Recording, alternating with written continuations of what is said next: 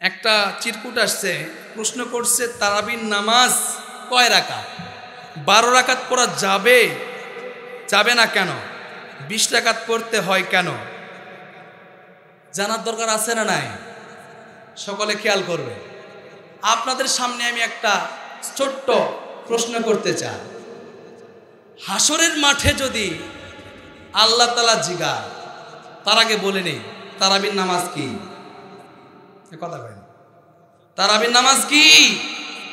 সুন্নত না সুন্নাত। আল্লাহ তাআলা যদি হাসরের মাঠে বলে, বান্দা তারাবির নামাজ ছিল 20 রাকাত, কয় রাকাত?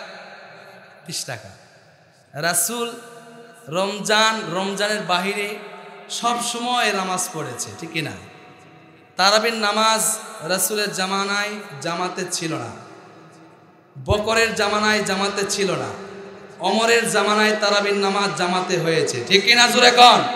এমন কেউ বলতে পারবে না যে তারাবির নামাজ ওমরের জামানা থেকে, ওমরের খেলাফত থেকে জামাতবদ্ধ হয় না। তাহলে রাসূল তো জামাত করে নাই, আবু বকর জামাত করে নাই, ওমর রাদিয়াল্লাহু তাআলা জামাত করেছে, ঠিক না?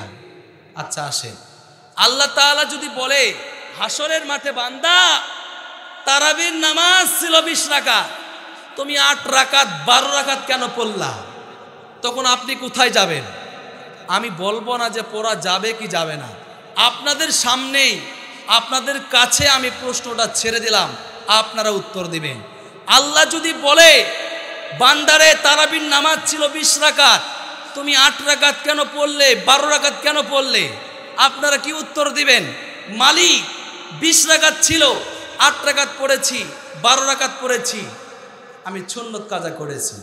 আল্লাহ যদি বলে, তুমি না পড়ার কারণে আমি তোমাকে জাহান্নাম দিয়ে দিলাম, পড়ার কিছু আছে? এ কথা কন না কেন? আছে। আর যদি আল্লাহ বলে, বান্দারে তারাবির নামাজ ছিল 8 রাকাত 12 রাকাত, তুমি কেন 20 রাকাত পড়লে? জবাব দাও। আমরা বলবো, আল্লাহ তারাবি ছিল 8 রাকাত 12 রাকাত, আমরা পড়েছি 20 রাকাত, অতিরিক্ত যেটা পড়েছি আরো একটা জান্নাত বাড়িয়ে দেন। এই কথা কন না কেন? আরো একটা জান্নাত বাড়িয়ে দেন, হামানের জান্নাতটা দিয়ে দেন, ফেরাউনের জান্নাতটা দিয়ে দেন, সাদ্দাতের জান্নাতটা আমাকে দিয়ে দেন, কারুনের জান্নাতটা আমাকে দিয়ে দেন, আমি অতিরিক্ত নামাজ পড়েছি, ঠিক কিনা? জোরে কন। এই জন্য আমার প্রশ্ন আপনাদের সামনেই ছেড়ে দিলাম, আপনারা উত্তর দেন। 8 রাকাত পড়বেন না 12 রাকাত পড়বেন না 20 রাকাত পড়বেন? এই কথা কন না কেন? কয় রাকাত পড়বেন? আমার উত্তর পেয়েছেন? উত্তর পেয়েছেন? আমার কাছে 8 রাকাত যে পড়তে হবে দলিল দেখান, 20 রাকাত পড়তে হবে দলিল দেখান, 12 রাকাত পড়তে হবে দলিল দেখান। আমি এই দলিল দিয়ে ফিতনা করতে চাই না, কেননা সময় খুব স্বল্প। কথা কন, ঠিক কিনা? আল্লাহ তাআলা আমাদেরকে সঠিক বুঝ দান করুন, সকল বলে আমিন। আচ্ছা, আমি বলেছিলাম এরপর আর একটা প্রশ্ন আছে, উত্তর দিয়ে দিব।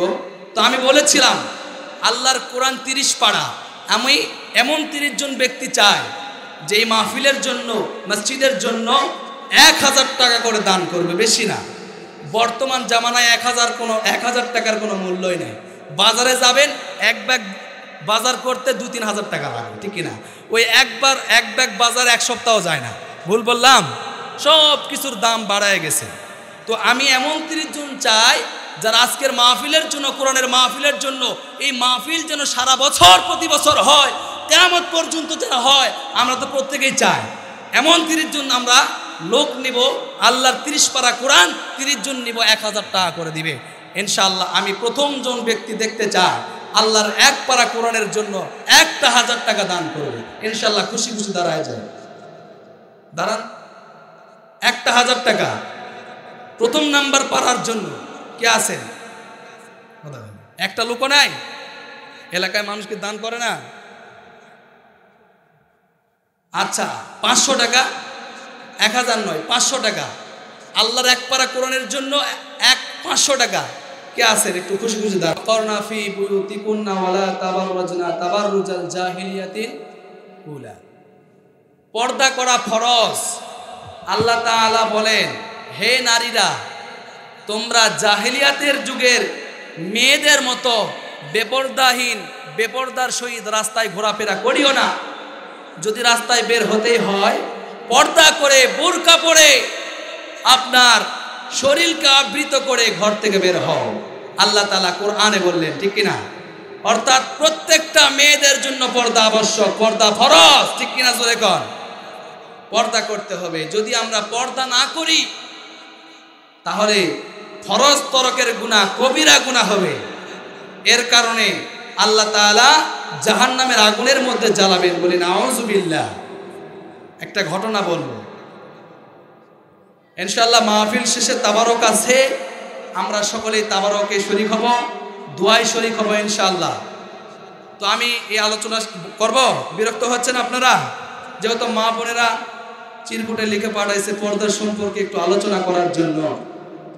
পর্দা যদি কেউ না করে আল্লাহ তাআলা বলেন তাদের জন্য শক্ত আযাবের ব্যবস্থা করা হয়েছে, জাহান্নামের আগুন।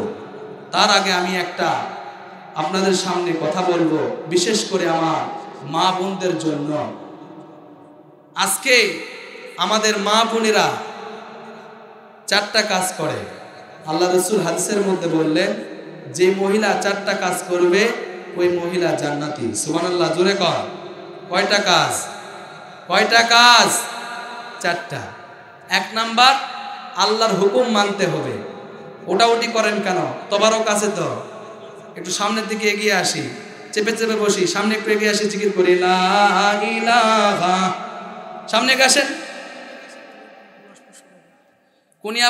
কুনিয়াপাড়ার পলাশ ভাই আজকের মাহফিলে 500 টাকা। আল্লাহ তার দানকে কবুল করেন, সকলে বলি আমিন। জানে মালে বরকত দান করেন, সকলে বলি আমিন। যারা আপনজন যারা কবরে চলে গেছে প্রত্যেকের কবরকে জান্নাতের বাগান বানিয়ে দিন, সকলে বলি আমিন। আলহাজ সাইদুল ইসলাম ভাই আজকের মাহফিলে 500 টাকা দান করেছে, আল্লাহ তার দানকে কবুল করে নেন, সকলে বলি আমিন। জানে মালে বরকত দান করেন, সকলে বলি আমিন। হায়াতের মধ্যে বরকত দান করেন, আপনজন যারা কবরে চলে গেছে তাদের কবরকে জান্নাতের বাগান বানিয়ে দিন, সকলে বলি আমিন। একটু সামনের জায়গাগুলো পূরণ করেন। আচ্ছা, একটু রুমাল ছেড়ে দেন, হয়তো বা অনেকে লজ্জা পাচ্ছে। 10 ওয়াক্ত নামাজ পড়েন, তাহাজ্জুদ পড়েন, আওয়াবিন পড়েন, চাষ পড়েন, 365 দিন রোজা রাখেন। মনে রাখবেন, মওতের পরে আপনি যখন জান্নাতে যাবেন আপনার স্ত্রী জান্নাতের গেটের মধ্যে দাঁড়ায় থাকবে। কেননা আপনার স্ত্রী পর্দা করেনি, আপনার স্ত্রী নামাজ পড়েনি, ইসলাম মানেনি, গুনাহ করেছে, আল্লাহর নাফরমানি করেছে। ওই স্ত্রী ওই দিন বলবে, আল্লাহ আমার স্বামী আমাকে পর্দার কথা বলেনি, আমার স্বামী আমাকে নামাজের কথা বলেনি, আমার স্বামী আমাকে কোরআন তেলাওয়াত করার কথা বলেনি, আমার স্বামী কেন জান্নাতে যাবে আর আমি কেন বা জাহান্নামে যাব? ওগো মালিক আল্লাহ, আপনি আমাকে জাহান্নাম দিয়েছেন, আমার স্বামীকেও আমার সঙ্গে জাহান্নামে দেন। বলি নাউযুবিল্লাহ। আপনার স্ত্রী ওই দিন আপনাকে সারা জাহান্নামে যাবে না। তাহলে ইবাদত করে লাভ কি? আপনার স্ত্রী যদি জাহান্নামে চলে যায় আপনাকেও টেনে কোথায় নিবে? এ কথা কয় না। জাহান্নামে যাবেন আপনারা? জাহান্নামের আগুন সহ্য করতে পারবেন? তাহলে স্ত্রীকে পর্দা করান, স্ত্রীকে নামাজ পড়ান, স্ত্রীকে দ্বীন শিক্ষা দেন, ইসলাম শিক্ষা দেন।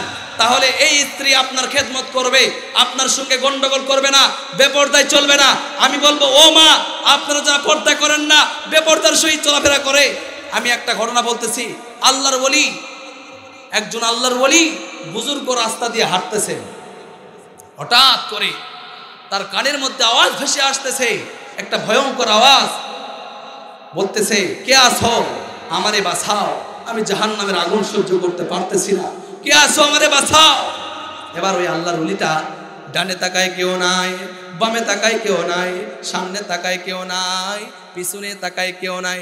অনেক খোঁজাখুঁজি করার পরে দেখে দূর একটা কবরস্থান দেখা যায়, অনেক দূরে একটা কবরস্থান দেখা যায়। কবরস্থানের পাশে যখন এই আল্লাহর ওলি চলে গেল, কবরস্থানের পাশে যাওয়ার পরে দেখতেছে কবরের ভিতর থেকে আওয়াজ আসতেছে, কে আছো? আমারে বাঁচাও, আমি কবরের মধ্যে আযাব সহ্য করতে পারতেছি না।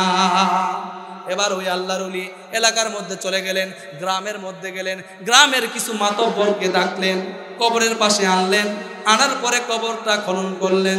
যেই মাত্র কবরটা খনন করলো, কবরের মধ্যে তাকায় দেখে একটা মহিলা উলঙ্গ হয়ে, চেহারাটা শুকরের মতো উলঙ্গ হয়ে শুয়ে আছে।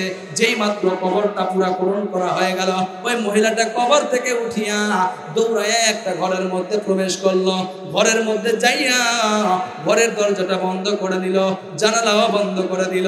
আল্লাহর ওয়ালি বলেন, আমি শুনলাম ওই ঘরের ভিতর থেকেও একই আওয়াজ আসতেছে, কে আসো আমারে বাঁচাও, আমি জাহান্নামের আগুন সহ্য করতে পারি না, কবরে আযাব সহ্য করতে পারি না, কে আসো আমারে বাঁচাও।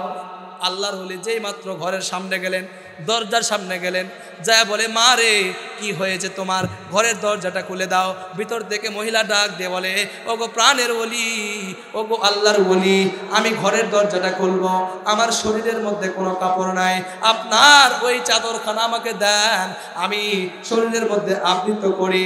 এরপরে ওই আল্লাহর ওলি তার চাদরখানা ঘরের ভিতরে যখন নিক্ষেপ করে, ওই মহিলা তার চাদরখানা শরীরের মধ্যে আবৃত করে ঘরের দরজা যখন খুলে দেয়, ঘরের দরজা খোলার পরে আল্লাহর ওলি ডেকে ডেকে বলে, মা রে কি হয়েছে তোমার, তুমি কেন কান্না করতেছ, কি হয়েছে তোমার খুলে বলো। ওই মহিলা ডেকে ডেকে বলতেছে, আমি অনেক দিন আগে আমার ইন্তেকাল হয়েছে, আমি এই কবরস্থানের মধ্যে আমাকে দাফন করা হয়েছে। যেই দিন আমাকে কবরের মধ্যে দাফন করা হয়েছে, ওই দিন থেকেই আমার কবরের মধ্যে আযাব শুরু হয়ে গিয়েছে। আল্লাহর ওলি তাকায়া দেখেন, আমার মাথার মধ্যে কোনো চুল নাই, আমার মাথার মধ্যে মগজ নাই। জাহান্নামের ফেরেশতারা জাহান্নামের আগুনের জিঞ্জির দিয়ে, জামরা দিয়ে আমার মাথার চুলগুলো একটা একটা করে উপড়াইছে, মাথার টুলিটা ফেটে আমার মাথার মগজগুলো ছিটকাইছে। এই আযাব আমি সহ্য করতে পারি না। আল্লাহর ওলি বলে, মা রে কেন তোমার সঙ্গে এই রকম আচরণ করা হইতেছে? ওই মহিলা ডেকে ডেকে বলে, আল্লাহর ওলি, আমি যখন দুনিয়ার জমিনে জীবিত ছিলাম, আমি যখন রাস্তা দিয়ে যাইতাম, মাথার মধ্যে আমি কাপড় দিতাম না, পর্দা করতাম না। এই পর্দা না করার কারণে আজকে মৃত্যুর পরে জাহান্নামের ফেরেশতারা জাহান্নামের আগুনের শিকল দিয়ে, জামরা দিয়ে আমার মাথার চুলগুলা একটা একটা করে উঠাইছে। নাউজুবিল্লাহ। এই আযাব আমি সহ্য করতে পারি না। শুধু তাই নয়, আমি যখন দুনিয়ার জমিনে জীবিত ছিলাম, রাস্তা দিয়ে যখন যাইতাম, আমি পর্দা করতাম না, আমি ঠোঁটে ঠোঁট পালিশ দিতাম, নখের মধ্যে নেক পালিশ দিয়ে যখন রাস্তা দিয়ে যাইতাম, কত যুবক আমারে দেখে শীষ মারছে, কত যুবক আমারে দেখে পাগল হয়েছে। ওগো আল্লাহর ওলি, আজকে মারা যাওয়ার পরে জাহান্নামের ফেরেশতারা জাহান্নামের আগুনের জিঞ্জির দিয়া, জাহান্নামের আগুনের জামড়া দিয়া আমার ঠোঁটগুলো চিরেছে, আমার হাতের আঙ্গুলগুলো উঠেছে। এই আযাব আমি সহ্য করতে পারি না। এই জন্যই আমি চিৎকার মেরে মেরে বলি, কে আসো আমারে বাঁচাও। ও মা, ও বোন, পর্দা না করলে ওই কবরের মধ্যে ৯৯টা সাপের কামড় কেমনে সহ্য করবেন? পর্দা না করলে ওই কবরের মধ্যে ওই আযাব কেমনে সহ্য করবেন? কবরের মাটি এমন ভাবে চাপ মারবে, ডান পাজরের হাড্ডি বাম পাজরে চলে যাবে, বাম পাজরের হাড্ডি ডান পাজরে চলে আসবে। ওই কবরের মধ্যে জাক্কুম নামক ফল যখন খাওয়াবে, এত কষ্ট জাহান্নামের আযাব কেউ সহ্য করতে পারবে না। এই জন্য জাহান্নাম থেকে বাঁচতে হলে আল্লাহর হুকুম মানতে হবে, পর্দা করতে হবে, স্বামীর খেদমত করতে হবে, ঠিক কি না? দাও খোদা দাও আমায় আবার ওমর দারাজ দিল, দাও খোদা দাও আমায় আবার ওমর দারাজ দিল, দাও আলীর মতো বীর সেনানী, আলীর মতো বীর সেনানী জাগাতে নিখিল, দাও খোদা দাও আমায় আবার ওমর দারাজ দিল, ঠিক না? হামজাকে দাও ঘরে ঘরে জীবন দিতে ওয়াকাতরে, যাকে দাও ঘরে ঘরে জীবন দিতে অকাতরে। আবার কাবা ভাঙতে এলে, আবার কাবা ভাঙতে এলে পাঠাও আবাবিল।